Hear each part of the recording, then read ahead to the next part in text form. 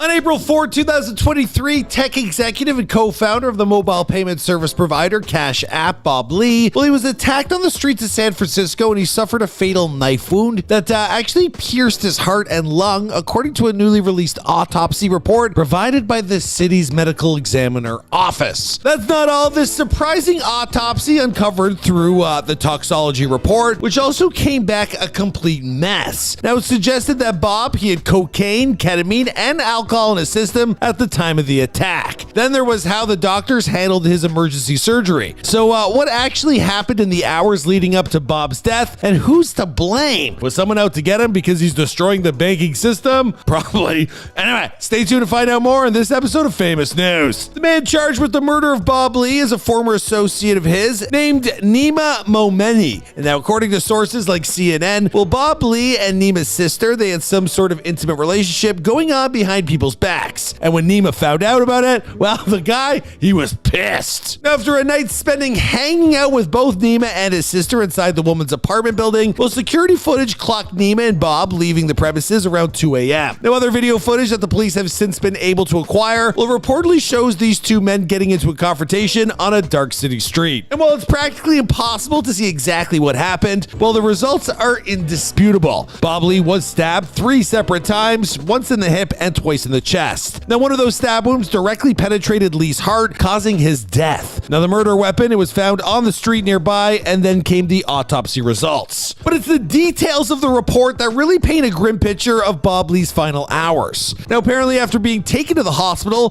doctors, they tried frantically to save his life for about 4 hours. Now, during surgery, they attempted drastic actions to close wounds in Lee's heart and another in his lung by cutting open his chest and sealing his wounds with staples. But, it was to no avail. Now, Bob Lee, he died on the operating table at 6:49 a.m. that morning, and now Nima has been charged with murder and is scheduled to be arraigned in San Francisco courtroom in May of this month. And his lawyer revealed that, she requested a delay in the arraignment because the toxology report, it would play a factor in the defense of her client. She told the gathered press. Bob Lee's system was like the Walgreens of recreational drugs. And will this surprising autopsy report ultimately play a role in the prosecution of Bob Lee's murder? We'll just have to wait and see. Do you think it was an inside job? Someone from the banking system was like, you know what, Nima, you didn't get paid enough, and he did hook up with your sister. Go get him. We'll make your sister and everyone else very rich. You, however, will go to jail if you're caught. Listen, if it involves aliens, odds are Joe Rogan, he's going to hear about it. In fact, not only is he going to hear about it, he's going to share what he heard with his entire listening audience, which last time I checked, it's one of the largest podcast following in the entire world. Probably even the galaxy. Yeah, aliens be tuning into this stuff. Like, oh my God, I'm famous. And whether he's chatting it up with the likes of former CIA agent Mike Baker or UFOlogist Jacques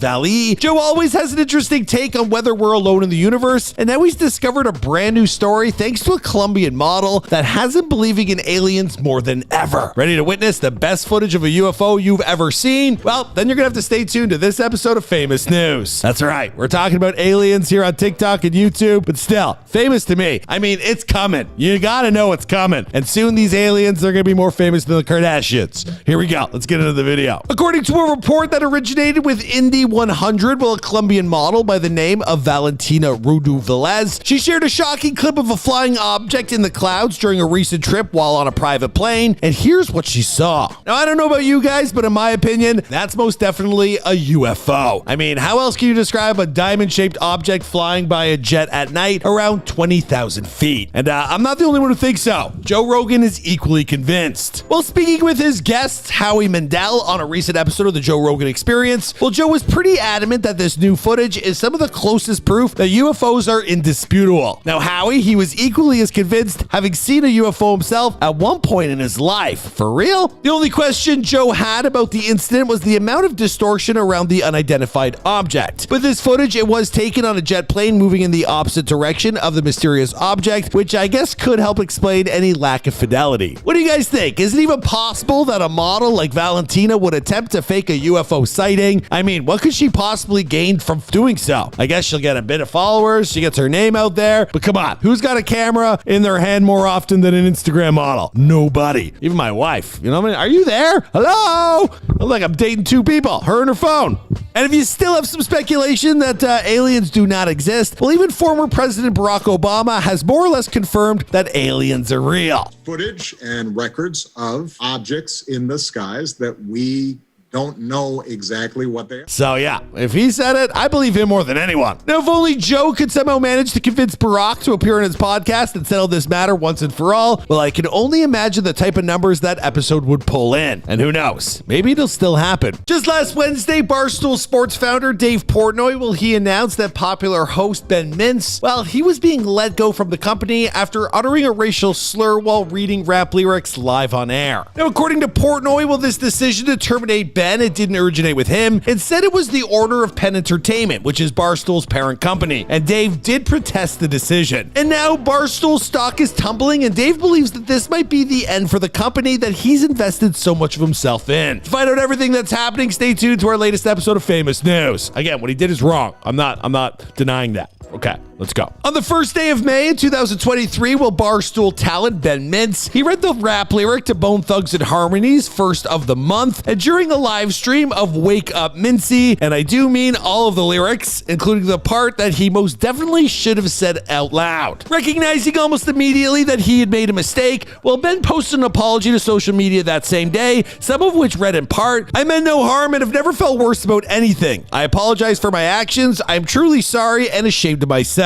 Now, the apology, it wouldn't be enough. Penn Entertainment, who acquired 36% of Barstool from the Chemin Group for $163 million in early 2020, before then buying the remainder of the company for an additional $338 million this past February, well, they decided it was time for Ben to go, as they were worried his association with the brand, it might jeopardize their company's gambling licenses, which go out throughout the country. Yeah. Now, without their licenses, well, Penn Entertainment, they would become a $0 company. But the problem is, well, without Ben, the same might be said for Barstool Sports. And Dave is sounding the alarm by posting a screen grab of the company's stock bottoming following the dismissal of Ben. Now, as it turns out, Portnoy, well, he was worried that losing Ben could be like a kill the company's decision, because diehard fans would respond by leaving the brand in masses. He wrote to social media, "By the way, for everybody saying Barstool is dead, to them I knew this would happen. I said it's so against everything we stand for that it could be a death blow. Ben understood this, they still did it." Now, Barstool Sports might be in trouble, but since being let go, well, Mintz, he has been doing okay, and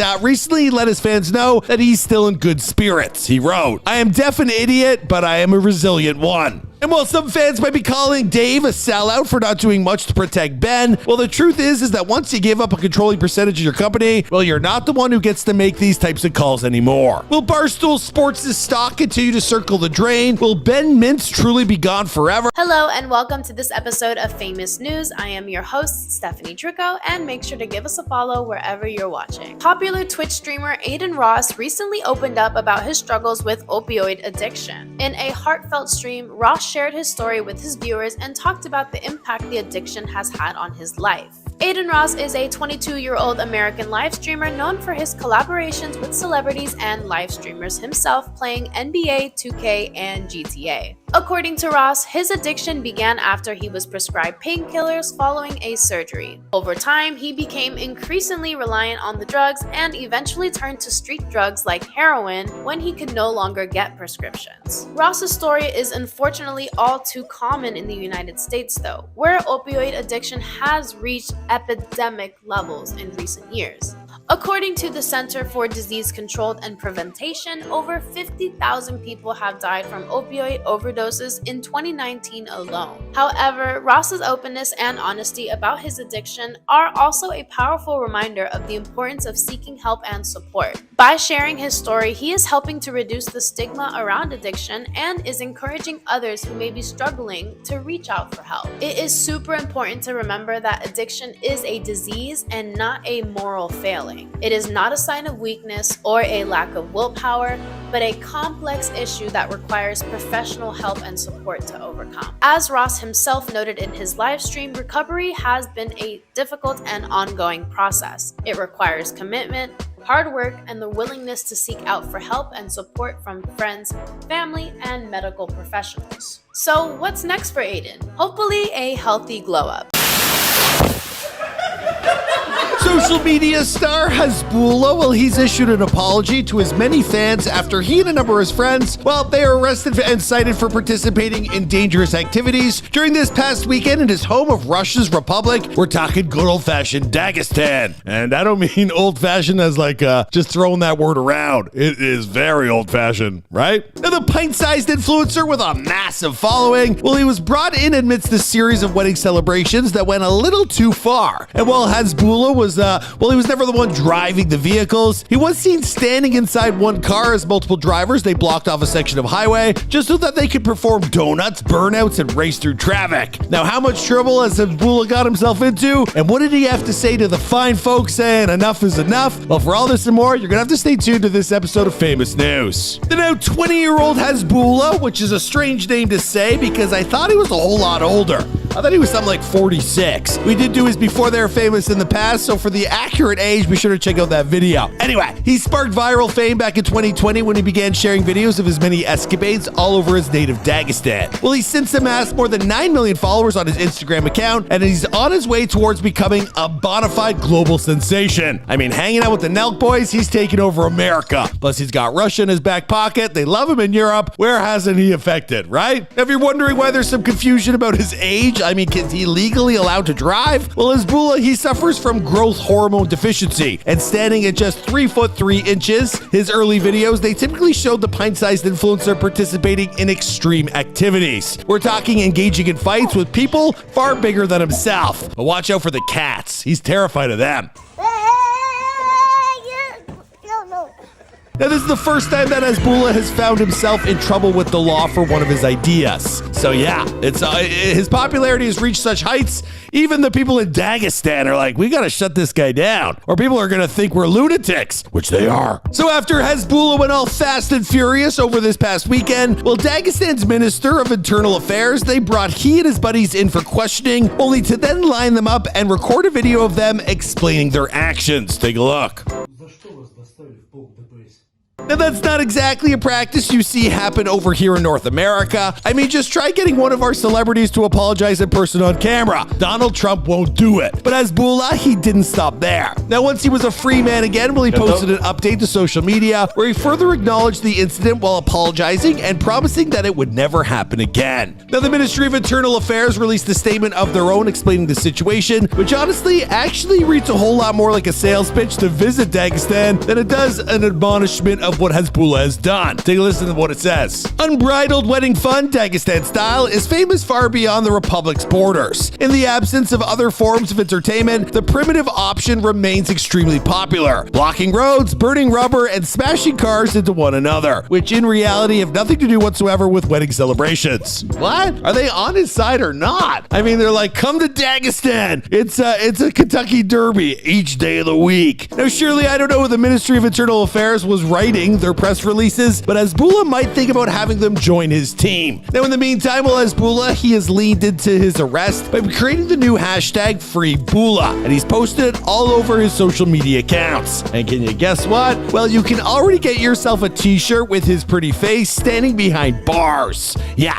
I got a feeling the Nelk crew were behind that. It kind of feels like that was the plan all along, doesn't it? I mean, now he's boosting the Dagestan economy single-handedly. Over the weekend, Bam Margera's brother Jess shared the most recent turn of events in Bam's drama-filled life. Now, Bam's on the run from police after a disagreement with his brother turned violent. An arrest warrant was issued for Bam by the Pennsylvania State Police after he was accused of punching his brother in the face during an altercation at their family home. Now, the search for Bam is on, but his brother has an even more shocking discovery to reveal. Bam's demons have escalated over the past few months, and Jess is concerned that his sibling is addicted to meth. Pennsylvania police officers were called to Bam's family home on Sunday, April 27th in response to a reported domestic disturbance shortly before 11 a.m. local time. According to court documents, Jess told authorities that his brother kicked open his bedroom door that morning only to then punch him in the eye, nose, and ear during a confrontation in the kitchen. What's more, a police affidavit would reveal that Bam also left a threatening handwritten note to Jess, reading, "If you even effing think of calling the police on me, I will officially F you up." As a result of his actions, the former Jackass star has been charged with simple assault, harassment, and 4 counts of terroristic threats. But it gets worse.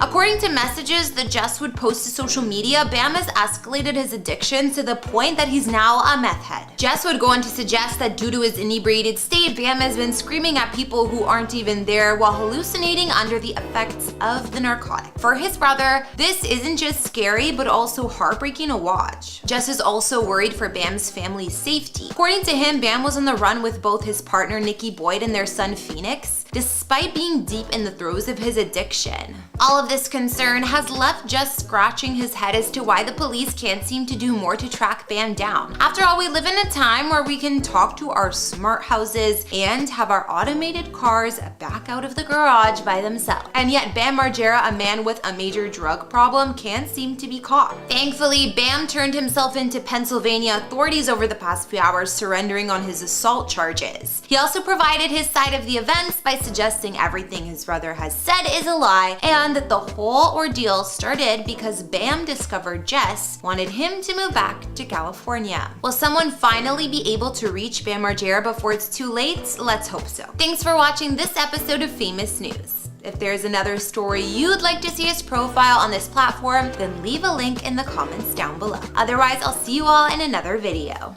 Bye!